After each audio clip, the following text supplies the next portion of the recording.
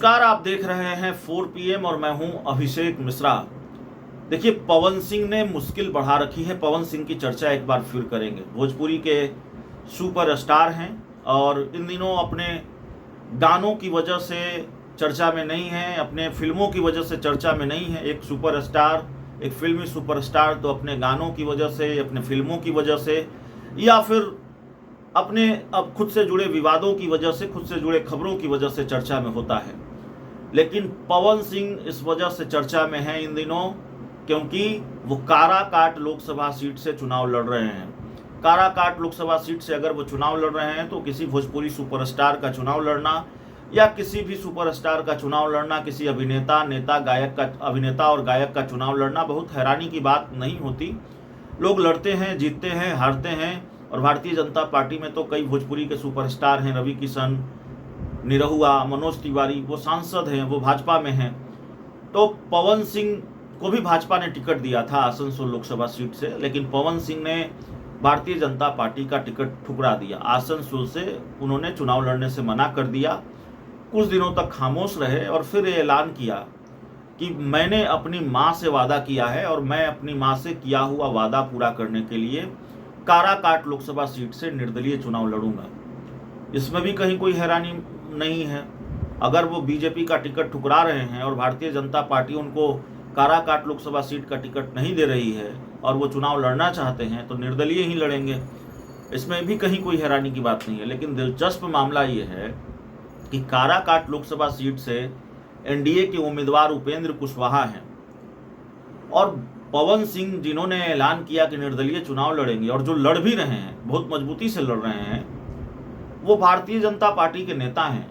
वो भाजपा में शामिल हुए थे और कई दिन हो गए पवन सिंह के नामांकन किए हुए। उसके बाद भी भारतीय जनता पार्टी ने अपने नेता यानी पवन सिंह को पार्टी से नहीं निकाला, उनके खिलाफ कोई एक्शन नहीं लिया, बावजूद इसके कि वो एनडीए के उम्मीदवार के खिलाफ चुनाव लड़ रहे हैं, उपेंद्र कुशवाहा के खिलाफ चुनाव लड़ रहे हैं। लेकिन बीजेपी ने कोई कार्रवाई नहीं की।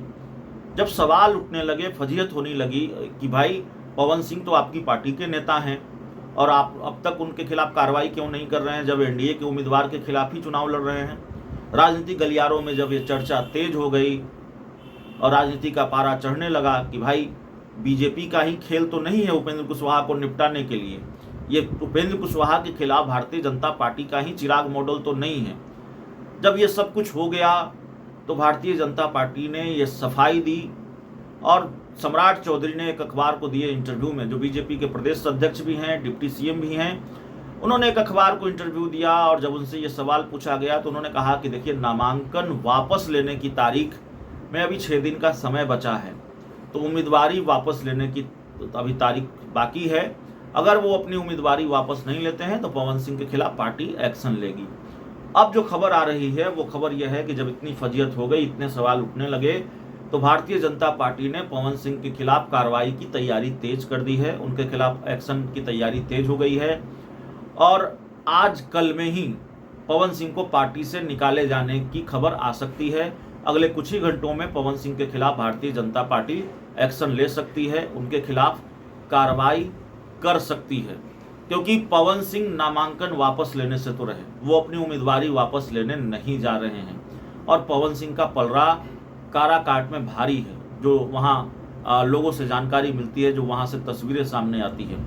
और एक तरह से पवन सिंह शक्ति प्रदर्शन उन्होंने किया है अपने नामांकन सभा में और भारी भीड़ उनकी सभाओं में, उनकी चुनावी सभाओं में जुट रही है। एक क्रेज होता है, एक आकर्षण ऐसे भी होता है सुपरस्टारों के प्रति, तो इसका फ़ायदा भी कई बार भोजपुरी के सुपरस्टार मिल जाता है।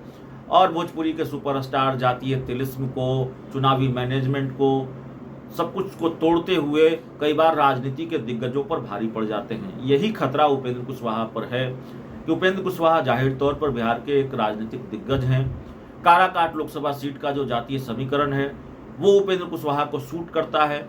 उपेंद्र कुशवाहा 2014 के लोकसभा चुनाव में यहाँ से सांसद भी रहे हैं, लेकिन अगर पवन सिंह यहाँ से जीत जाते हैं तो उपेंद्र कुशवाहा को बहुत नुकसान होगा और पवन सिंह का पलड़ा अभी भारी नजर आ रहा है, वो उपेंद्र कुशवाहा पर भारी पड़ते नजर आ रहे हैं। तो खैर बीजेपी पर भी प्रेशर रहा होगा, उपेंद्र कुशवाहा का भी बीजेपी पर भी दबाव रहा होगा, और इस चर्चा के बाद और दबाव बढ़ा होगा कि कहीं ये खेल भारतीय जनता पार्टी का तो ही नहीं है उपेंद्र कुशवाहा के खिलाफ। तो भारतीय जनता पार्टी अब एक्शन की तैयारी में है और कभी भी पवन सिंह को पार्टी से निकाले जाने की घोषणा हो सकती है। बहुत बहुत धन्यवाद।